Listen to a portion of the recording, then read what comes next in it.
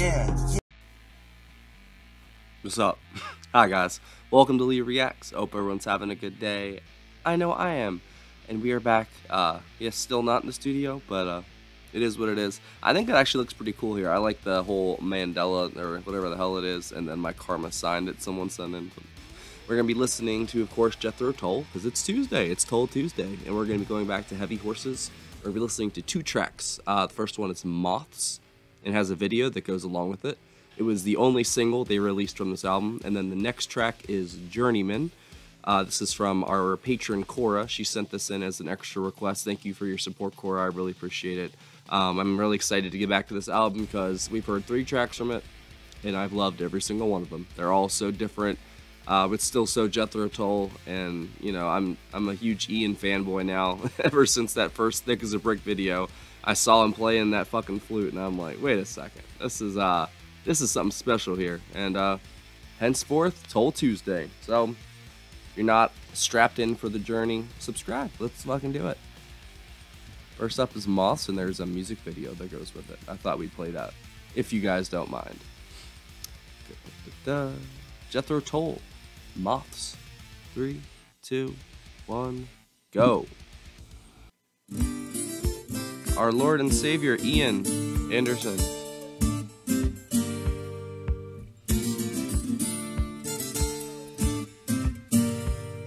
Oh, the leaded window opened to move the dancing candle flame, and the first months of summer suicidal came. Oh, suicidal came, and the new breeze. I'm on Ian's level right now. In its Maybach tenderness, sending water lilies sailing. As she turned to get undressed, and the long night awakened, and we saw the powdered wings. Oh, that flute is fantastic. Circling out tomorrows. Oh, show me this way. Month of spring, chasing shadows slipping in the magic lantern slide. Reaches of the candle on the night's light right, dipping and weaving, flutter through the golden needle's eye. In our haystack madness, butterflies stalking on the spring. He's such a, like, he's got such theatrics to him. But he's such a normal guy at the same time.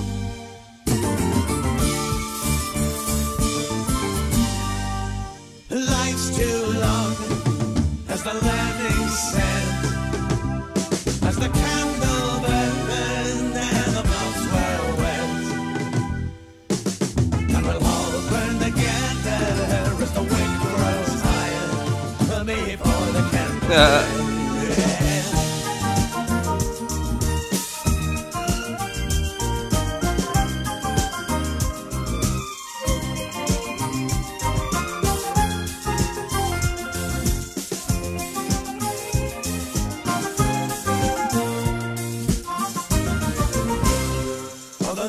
Window opened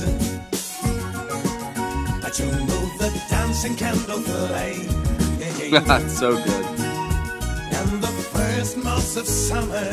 What an interesting video, too. Suicidal came. Oh, suicidal came to join in worship of the light that never dies.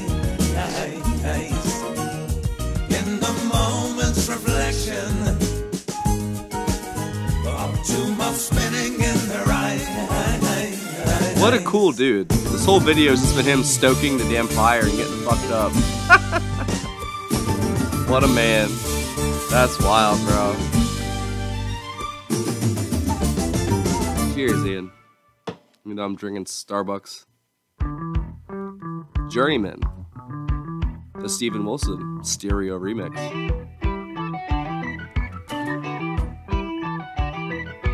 Spine tingling railway sleepers, sleepy houses lying four square and flat.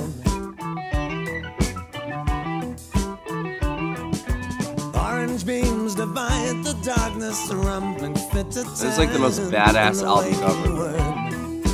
I love it. Sliding through Victorian tunnels where green moss oozes from the pores. Dull echoes from the wet embankments, battlefield allotments, fresh open sores. You can really hear Dee Palmer's like contributions to this. Commuter madness, double locked black briefcase on the floor.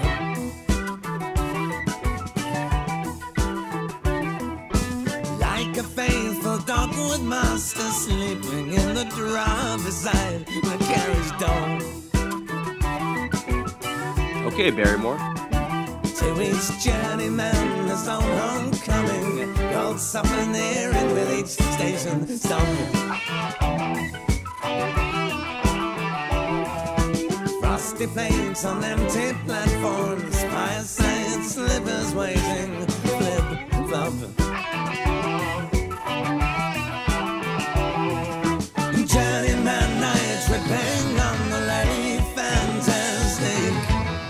Too late to stop for tea at Gerard's Cross. I love his vocals, man. And hear the soft shoes on the floor. Probably say that every video. Shuffle as the wheels turn, biting on the midnight frost.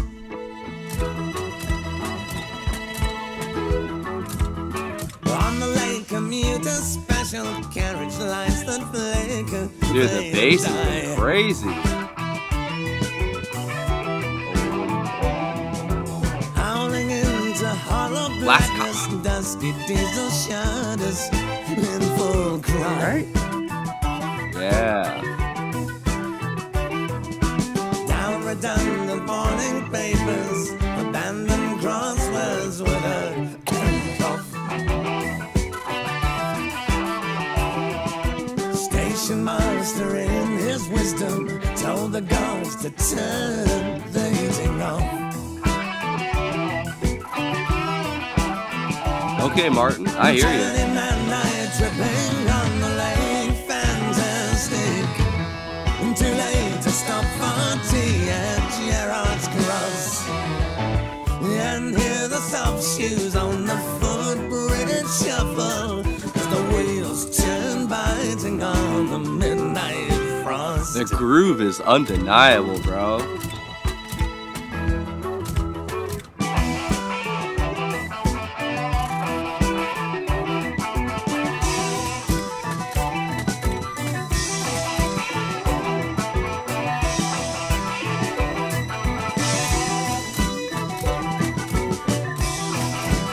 I like that riff.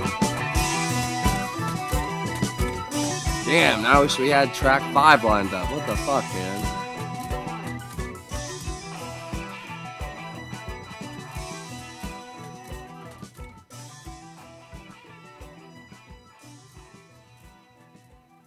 That was such an interesting song.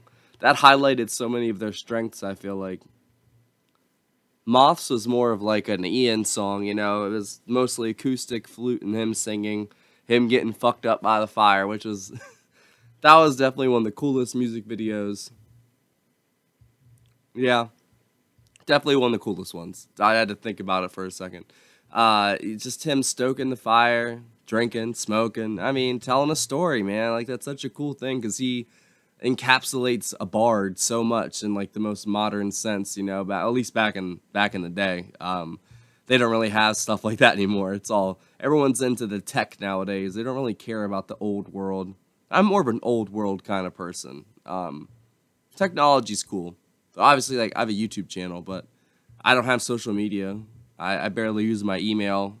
I don't answer text messages. My phone's broke, basically. You know what I mean? So like, I'm not a techie person, even though I'm good at it. I prefer like the old world kind of stuff. I was raised on a horse farm, you know, sort of thing, and I don't know. I like the country. I like the old kind of slow way of life, even though innovation has to happen, you know. But unfortunately, I think our technology grows quicker than we do, and we kind of are stuck in a certain mental maturity, and our technology has grown way past our maturity, you know? So I feel like we have to return to our roots. But that's just what springs to mind from that Moths song. I mean, I don't know what he was singing about, but that's what that video and the whole feeling of that song just really feels that we need to get back to nature, get back to our roots, get back to ourselves sort of thing. Because we're not going to find the answer in technology. We're not going to find the answer in anything but, you know, spiritual in ourselves, you know, in our families, whatever you want to call it, you know. But technology isn't the answer. It is an answer, but it's not the answer, and it never will be. They're gonna try and push it and push it and push it, but it's never gonna be it. The second song, Journeyman, definitely sprung to mind. Mostly their highlights of Jethro Tull, the flute, Martin's really quick, I don't know, kind of feedback-driven riffs, you know, sort of thing he does. And it always pairs so well with Barrymore's kind of, well, in this, his drumming was very kind of offbeat, rhythm kind of stuff he was doing compared to his very loud snare and tom work he usually has. It was very, I don't know, it was a very interesting mix that they had there with the sound and, like, the instruments and what they were doing with the notes and everything. It, very interesting. It really highlighted the flutes and how it pairs so well with everything. Like, I really do think that the flute is the highlight of the band other than Ian's vocals and Martin's guitar. That flute is so important. And it's so crazy that I started with Aqualung, like the one track that doesn't have the flute.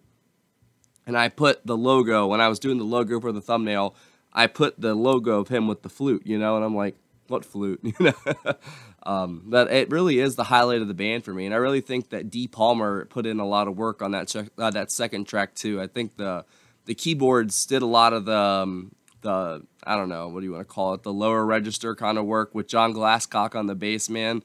Bass, man. Yeah, Glasscock was killing it there in that second half of Journeyman. It's such a really thick sound he had, and it kind of pierced through the rest of the sound that they had. It was just so good. I really enjoyed the sound. And like I said, the key work from D. Palmer was really good in the second one as well. That was a good pairing of songs. Thank you, Cora. I really appreciate it. This band is just so different and so unique and special. And I saw people arguing online today, actually. It just randomly popped up on YouTube, too. And because Metallica, I guess, won a Grammy, and a band from my generation that a lot of people are crazy over for my generation, Spirit Box. They didn't win the Grammy, and I guess there was like this fake tweet that went out, whatever, blah, blah, blah, don't matter. But it was kind of like full circle because Jethro Tull beat Metallica back in the day and Justice for All for the Grammy, and now Metallica, you know, wins a Grammy finally. But they were arguing how Jethro Tull shouldn't, you know, have won and all that, blah, blah, blah. But they have no idea because more than half those people probably have never listened to Jethro Tull. And if they have, they listen to like one song or they like saw one picture and they've got just some image of the band. This band's heavy as fuck at times. Seriously, they get down, and it's just a treat to listen to. Like, they're such, I don't know, interesting, eclectic men grouped together in this really eclectic, interesting band, and they come out with the strangest album names, and the themes are strange and they're old-timey. But to a lot of people, that's weird. But to me, it just feels like home, to be honest. Their music really does feel like home. And I'm of English descent, and I probably, you know, my ancestors probably lived up and down, you know, I'm Welsh, so Wales. So they're all over the place, you know, causing trouble throughout history probably, you know. But yeah, this music just calls to my soul, man, especially that album cover. Because, you know, like I said, I was raised on the horse farm and everything, so horses are my language. I was raised on a farm, worked on a farm my entire young life, and put a good work ethic in me. I'll give it that. I think that's it. Thank you for watching, guys. Hope you enjoyed this Tull Tuesday in our new studio for now. I really enjoyed those two songs, man. This album so far has been shaped up to be one of my favorites from them. Because there's no like unifying concept or theme or anything. It's just some songs strung together that are of excellent quality. And I've already heard the title track, obviously. We did that, I think, last week or the week before. And we did the first two tracks, so this is 3 and 4. So we have a few more tracks to do. So we'll finish out heavy horses, and then we'll go from there, I guess, wherever the wind takes us. If you guys didn't know, we have a Patreon right here, right under Karma right there. That's an image of it. There's a link in the description. If you want to join the $10 super patron tier or up, you get 1 free request a month. I'll do 1 video for you, sing your praises. I'll do a little dance and you know. If you want access to all the Beatles videos, King Crimson, there's all kinds of blocked and Patreon exclusive stuff on there. Any tier gets that. You can join any of the tiers and you get access to all the videos, all of our community chats, behind the scenes, photos, all that stuff. It's a whole ass party over there. We have a good job. We have a good time. And if Patreon's such a thing, there's a PayPal link in the description for tips, requests, and anything else. That is how Miss Cora did this. And I'm excited for our next Tull Tuesday. Thank you for watching, guys. I will see y'all later. Be safe out there. You know what I mean?